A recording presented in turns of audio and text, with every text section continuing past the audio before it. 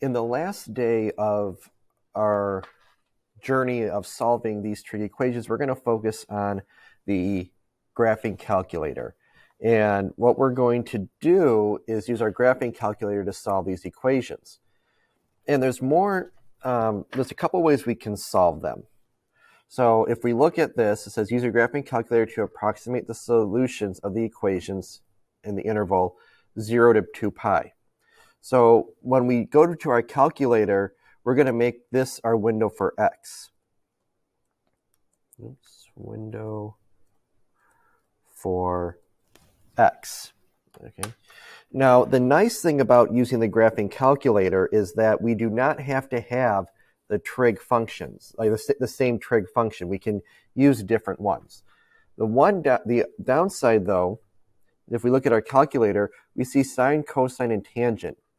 We don't have a cosecant, and we don't have a cotangent button.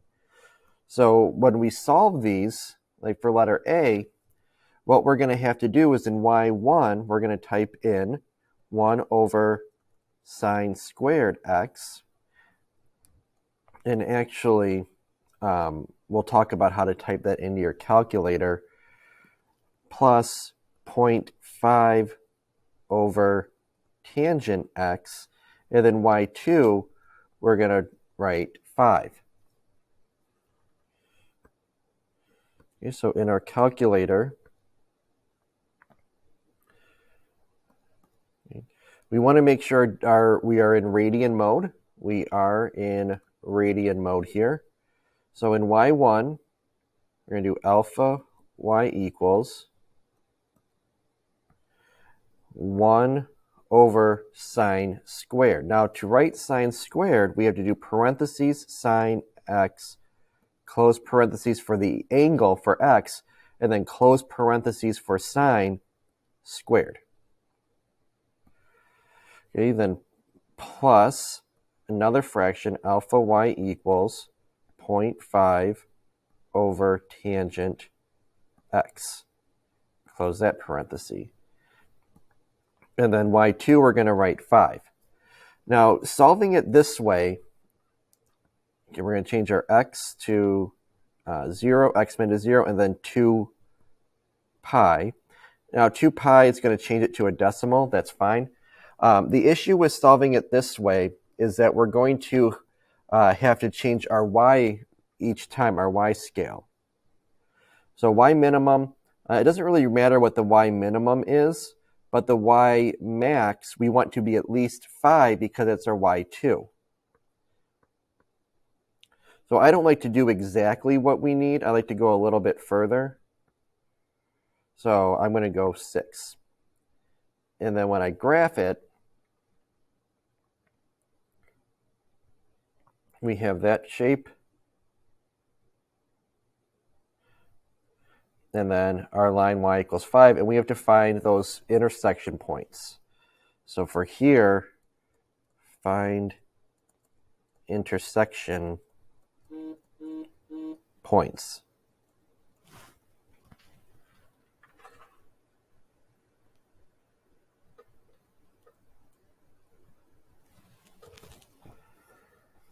So for those of us that have forgotten how to do it, second trace, go down to intersect, and then we need to move our cursor close to our intersection points. It doesn't matter which ones we find first. I like to go left to right, but it doesn't matter. We get close and press enter 3 times. So we get 0.515. So x equals 0.515. And then we're going to do the same thing. Second trace, go down to intersect. Then we want to move to this intersection point.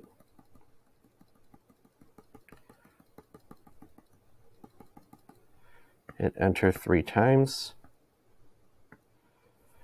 We get 2.72, 2.726.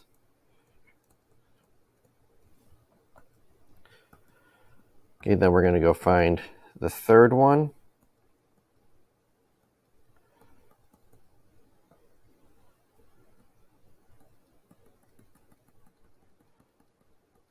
So this is a tedious process because we have 4 solutions to find, and moving down the graphing calculator takes a little bit of time. So then we have 3.657, and then our last one, second trace intersection. We're going to go and find this last one. And because we set our window to 2 pi, 0 to 2 pi, then the only solutions we're worried about are the ones that we can see on our screen. And then we get 5.867. So those would be our solutions. Now in letter B, we have 5 cosine x minus x equals 0. Well, because it equals 0, we can use the 0 function. So in y1, we're going to put 5 cosine x minus x, and then use the 0 function.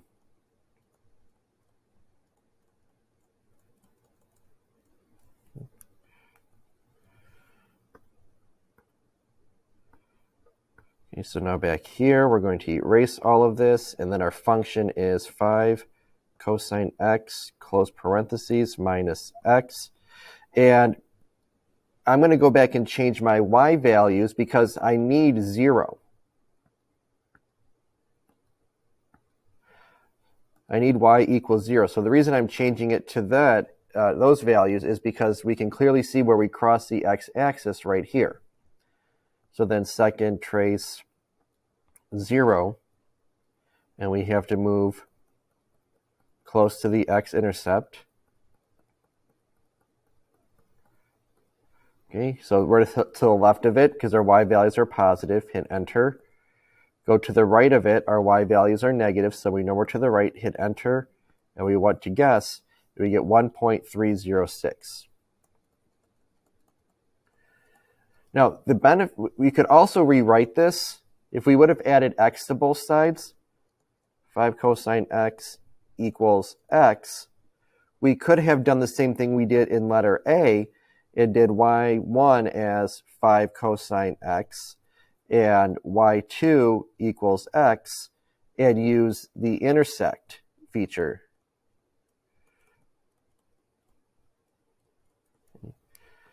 The problem with using the intersect feature at times is that you don't know where to adjust your y scale. Like for this problem, we don't know how high y should be. This one, for letter A, we knew that y needed to be at least 5. We don't know that for here, so it may take adjusting your window to get your intersection point. But finding the intersection point takes fewer clicks than finding the zeros. So there's a trade-off. All right, I'm going to let you try letter C. You can either do it as y1 equals 12 sine squared x minus 13 sine x, and y2 equals 3, and do negative 3, and do the intersect feature, or add 3 to both sides and make this equal to 0, and then in y1 write 12 sine squared x minus 13 sine x plus 3 equals 0. It doesn't matter which way you do it, so go ahead, try that, and then when you're done, let's see what we get. All right, so those are the answers that I got. So check it and compare it. And again, it didn't matter which way you decided to use those. All right, now example 2, graph each function using the graphing utility and use the interval 0 to 2 pi again. Write the equation whose solutions are the point of intersection and use the intersect feature. So we're going to put one of these in y1, so cosine 2x plus 2. And then we're going to put this one in y2. And they're telling us to use the intersect feature. and it's telling us to find the points of intersection. So points of intersection means I'm not looking for just the x value, I'm looking for x comma y. So don't just give me x equals this, I want to see the ordered pair. So now let's go back. So for these, we can't just set it equal to 0 because you're not going to be able to give me the y value at that point. All right, so in y1, we got cosine of 2x, close parentheses, plus 2. And then in y2, we have x squared plus 2. Now, again, it might be hard to see the intersection point because of our y values, our y scale.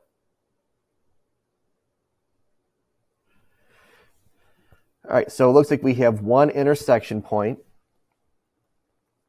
So second trace, that's convenient to only have one intersection point. It'll take less time.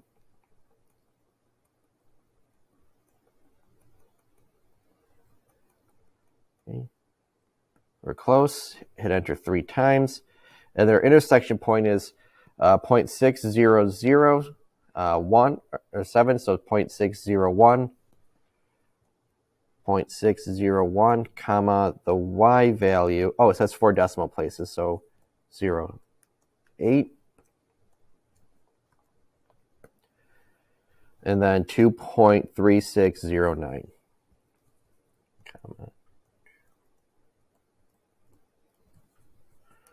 Okay, so we're using we've done stuff like this with the graphing calculator before with this normal functions, and now we're expanding it to trig functions.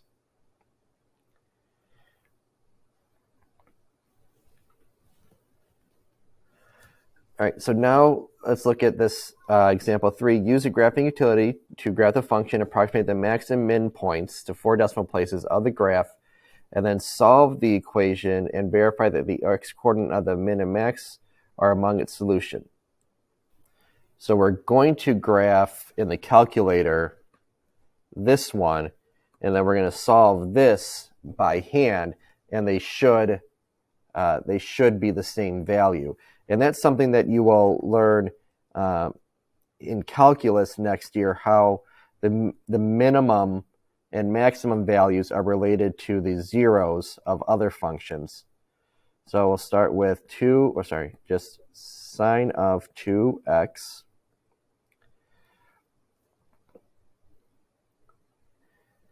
and we need to find those 4 minimum and maximum values. So we do second trace.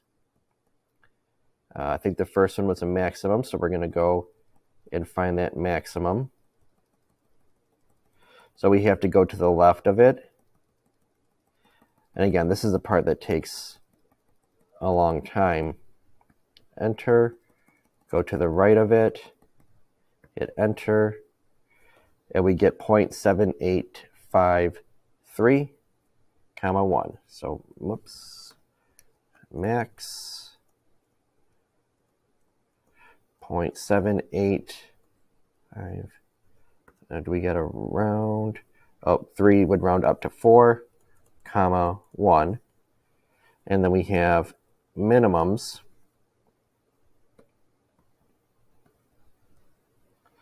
So second trace, go down to minimum.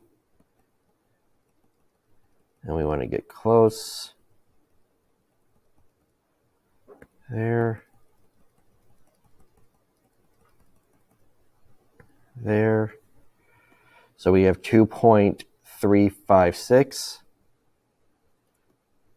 2.3562, comma, negative 1. Okay, so then we'll find the next maximum value. Second trace, maximum.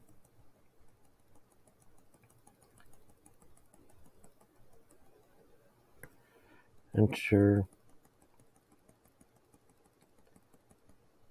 Enter, enter.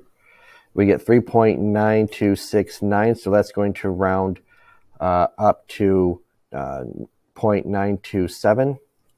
So that was another max, 3.927, comma 1. And then for the sake of time, the last minimum one is 5.4978, comma negative 1. So now we're going to solve this equation. So we divide both sides by 2. Well, when we divide both sides by 2, we just get cosine of 2x equals 0. So what is cosine equal to 0? So 2x equals pi over 2, 3 pi over 2. But because, remember, it's 2x, we have to go around the circle twice. So 5 pi over 2 and 7 pi over 2. And then we have to, remember to multiply everything by 1/2. So we get x equals pi over 4, 3 pi over 4, 5 pi over 4, and 7 pi over 4. So if we type in pi over 4 into the calculator,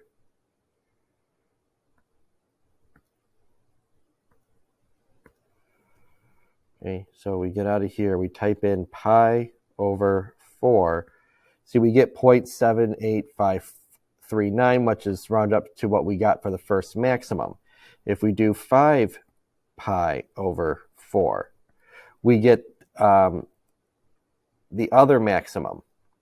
If we do 3 pi over 4, we get the minimum value. So we verified, we were able to solve this trig equation and then use the function, and the maximums and minimums of our function were the solution to the trig equation. And like I said, you'll learn more about that in calculus. So now example 4 says a batted baseball leaves the bat at an angle of theta with a horizon and an initial velocity of 175 feet per second. The ball is caught by an outfielder 100 yards from home plate. Find theta in degrees if r is the range. If the range r of the projectile is that equation. So degrees. So our calculator, calc in degree mode. We need that.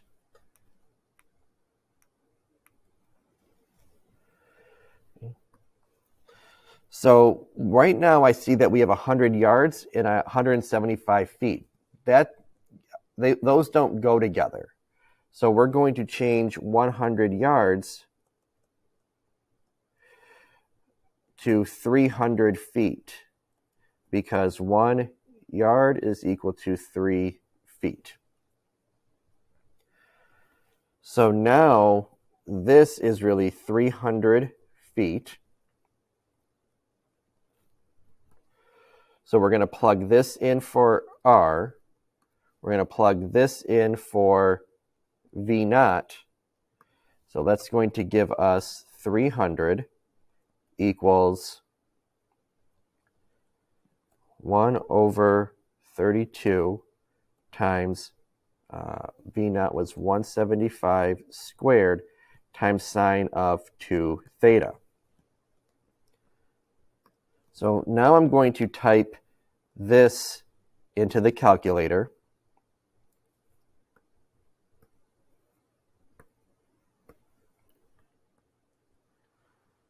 One over 32 times 175 squared. And we get that big number, 957.03.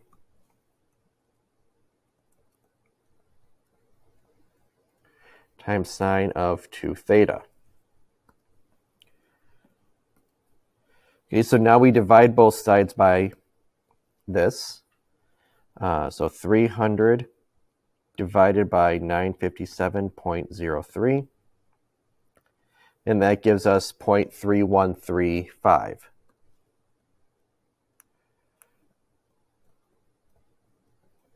Equals 2 sine, sorry, not 2 sine, sine of 2 theta. Because we divided by 957.03. So now what we're going to do is in the calculator, y1 is going to be 0.3135 and y2 is going to be sine of 2 theta. Now, when we go into our calculator, we're going to be mindful that we're going to have to be in degree mode, so 0.3135 and sine of 2x. So mode going into degrees, and then my window, I got to go 0 to 360 degrees. And my y minimum, -1, our y max needs to be at least 0.313. And actually, I'm going to get my y minimum to 0. So there's my 360. And you see all those intersection points. We have 4 of them. Now, if we think about this in real life, any answer really over 180 degrees, like if I hit the ball and it goes 180 degrees, it's going to be going in the opposite direction. So that doesn't make sense. So we don't need to care about anything more than 180 degrees. So I'm actually just going to go to find these 2 intersection points here. So second trace, intersect, 1, 2, 3. We got 80.86. So theta equals 80.86 degrees. And then our other one, second trace, intersect.